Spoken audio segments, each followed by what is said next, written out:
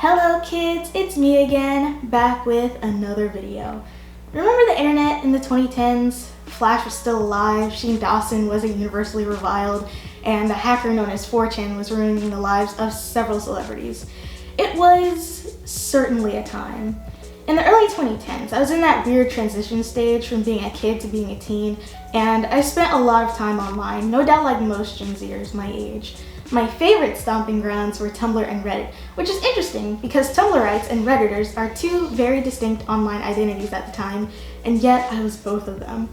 I also spent my afternoons watching lots of YouTube, and at this time it was basically nothing but gaming content that held my attention. This story will begin in August 2014. I was 14 and would turn 15 in September. My sophomore year of high school had just started. I was somewhat of a late bloomer at that time. I was tomboyish in my appearance and preferred activities. For some reason, gaming was more of a masculine hobby among my peers, with most of the boys I knew owning a game console or two, and the scant few girls who I knew played video games sticking to The Sims or, well, that was kind of it. I had a lack of interest in quote-unquote girly things like, I don't know, makeup, nice clothes, doing my hair, and although I had some female friends at the time, my preference for spending my time playing Minecraft and watching machinima videos, along with the low-key bullying I was facing at the time, well, it made me feel somewhat disconnected from my female peers. Because of all these factors, I went through a really cringe, not like the other girls phase. Thankfully, I kept it mostly to myself at the time, but I will admit, at one point in my adolescent life, I thought I was better than the other girls in my high school because I wasn't so vain and boy-obsessed, and I did things like read books and watch Let's Plays. Listen, it doesn't make a whole lot of sense, but hey, kids are objectively kinda stupid.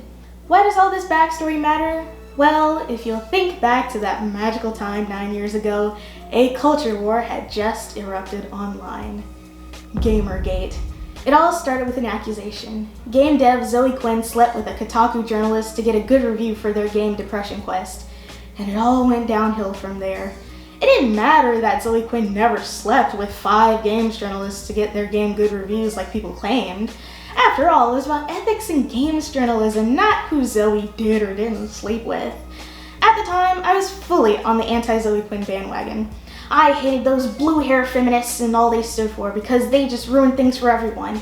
After all, women already had rights. We could vote, own property, have jobs. There's no need for any more work to be done. Men and women were clearly on level playing fields. The gender pay gap, medical discrimination, violence against women, having weird lies made up about you because your ex-boyfriend decided to get mad and write a dissertation about your transgressions online, which led to your name forever associated with misogyny online. Fie, a mere pretense by the pesky pussy-having populace. Yeah. As we know, GamerGate was never about ethics in games journalism. It was about dogpiling 2 women, Anita Sarkeesian and Zoe Quinn, because honestly, I still don't fully know. Did Anita Sarkeesian make some disingenuous assertions about how video games were inherently sexist or something? Sure, why not? But did that really warrant death threats and doxing? I mean, all you had to do was look at the people who were proponents of this movement to know it was kinda bogus. Sargon of Akkad had, and continues to have, a strange hate boner for Anita Sarkeesian, but he has a posh British accent, so he's automatically right, I guess. And then there was Milo Yiannopoulos, who, I mean, it's Milo Yiannopoulos. All that to say, GamerGate clearly had a bit of a right-wing angle. And then there is me, a 14-year-old black girl who is totally politically unaffiliated. Where did I fit in all of this? There's a video by Non-Compete called The Pewdie Pipeline about how young, usually white men can easily find themselves pushed towards and believing in alt-right ideologies online. If you haven't watched it, you should, and I will link it in the description. And if you're like my best pal and podcast co-host Joseph, and refuse to watch it because of the title, well, you still should. Basically, there's a lot of rhetoric online saying that white men are automatically the bad guys for simply being white men, and this of course makes young white guys feel like outcasts simply for existing. So they seek community in their fellow white dudes who constantly assure them that being white and a guy is okay, but usually doing that by pushing back hard against people who aren't white or men, starting with seemingly harmless memes and eventually escalating to violence. It's a really good video. My summary is doing it no justice. Also, let me say this. A lot of rhetoric some people take as being anti-white guy isn't anti-white guy at all. Take Black Lives Matter, for example. Most people understand that phrase to mean Black Lives Matter too, not only Black Lives Matter. But, you know, some palm-colored people have bad reading comprehension or are slogging through the early stages of the pipeline, and some are just outwardly racist people making bad faith arguments. I am not a man and not white, but I still find myself feeling like an other in my environment, constantly being made to feel like I wasn't feminine enough or wasn't black enough to be with the in-group just because I was being myself. I go into this a little on my podcast in the episode titled Concert Talk and Arin's Negroification. As a result of that, I sadly started engaging with a lot of covertly misogynist and racist stuff online and believing it. Women already had rights, racism was fixed in 1965, oh where's the White History Month, oh where's the white entertainment television, and all of that cringe. I was also far too comfortable with IDubbbz's strange fixation with the N-word. Never outwardly, mind you, I mostly kept all this to myself. I didn't want to give anyone any reason to joke on me under any circumstances. It was like getting jumped verbally. I avoided it like the plague, and it mostly worked out for me. After GamerGate, a lot of anti-SJW content creators emerged and flourished online. One of them, not quite starting out that way, but slowly morphing into one. H3 Productions. A lot of H3's videos still hold a special place in my heart.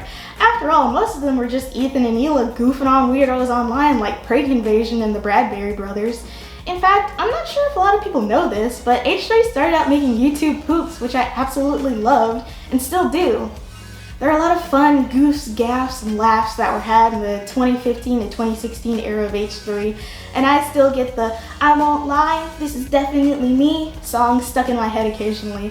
However, at that time, however unintentional it may have been, Ethan was attracting some not superb viewers, beginning with the humongous saga. There's this lady named Zarna Joshi who filmed herself accosting a man outside of a city hall that went viral, and H3, of course, reacted to it. Was Zarna in the right for doing what she did? Of course not. But again, much like what happened with GamerGate, a bunch of people online dogpiled her, and H3 certainly didn't help by reacting to the initial video and her follow-up, the internalized oppression video. I'm of course by no means implying that H3 is to blame for her receiving hate online, but it certainly didn't help. Also, I went and rewatched that video, and it really seems like Ethan completely misunderstood the point she was trying to make. Some women really do contribute to furthering the patriarchy despite the fact that they are being actively harmed by it. But trigger jokes were still funny at the time, and the humongous video really didn't show Zarna in the best of lights. So making fun of her was the easy and correct thing to do at the time. Post-humongous, H3 found their bread and butter in this kind of content and made quite a few videos making fun of the SJWs at BuzzFeed, MTV, and elsewhere. I wouldn't go out on a limb and say that H3 sort of contributed to the alt-right pipeline, whether he knew it or not. In fact, in his MTV Hates White Guys video, he is actively parroting a lot of talking points presented in the early stages of the PewDie pipeline. Namely that white privilege doesn't exist because some white people have it just as bad as minorities. In fact, it's kind of jarring to watch now because I remember watching this video when it came out and agreeing with him. The final straw for me, however, came in 2019 with his Instagram versus reality video. I think with this one, Ethan let the mask slip a bit too much when he confusingly went back and forth between, ooh, all women are queens and should feel good about their bodies, and Trisha Paytas and Tanner Mojo are fat and ugly, no wonder they photoshopped their pictures. I don't know what that was. I was well into college at this point and was beginning to wake up, so to speak, to transparently harmful rhetoric online. From that moment on, I really started to side-eye Ethan about his intentions and saw him for what he really was, which was a dude with bad takes. Once he started podcasting full-time was when I fully separated myself from his content because without editing and self-censoring, the mask fell completely. Now, do I think Ethan Klein is alt-right? To be honest with you, no, I really don't. Right of center, maybe, but not an extremist by any means. However, the way he proliferated anti-SJW talking points that can eventually evolve into alt-right beliefs for some vulnerable people, should be answered for, I think. Another anti-SJW content creator I found myself engrossed in was Kalvin Garrah. Some of you probably had a shudder go down your spine when I mentioned him, and some of you probably have no clue who that is. Kalvin Garrah is a trans content creator who would often react to cringy trans people online. I discovered him purely by happenstance. One of his videos showed up on my homepage, and at the time I was very curious about trans people and what being trans entailed, since I am a cis woman, and what better way to learn about trans people than from a trans person. Unfortunately, Kalvin made his bread and butter being a trans medicalist. For the uninitiated, it's basically the belief that in order to be trans, you have to have dysphoria and also be actively taking steps towards medically transitioning, like taking hormones and getting surgery. Something that isn't accessible for a lot of trans people, and something that not every trans person even wants. Kalvin was also very anti-non-binary and neo-pronoun as well. While I am still learning, it is my understanding that the trans experience is a very multifaceted one. There's no one right way to be trans, but a trans person was telling me this, so I believed him. I also latched on to the very harmful and incorrect idea that kids these days were pretending to be trans to be cool, also known as trans trenders. I thought Kalvin was to be trusted because, well, he's a trans person, and because he was also actively going against transphobes online.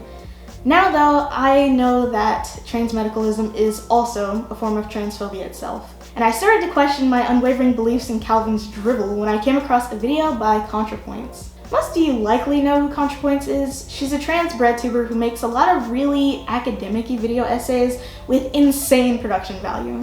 I'm not gonna lie, most of ContraPoints videos went way over my head in terms of the, well, academic-y nature of them, but I still enjoy them. I came across a video of hers called Trans Trenders.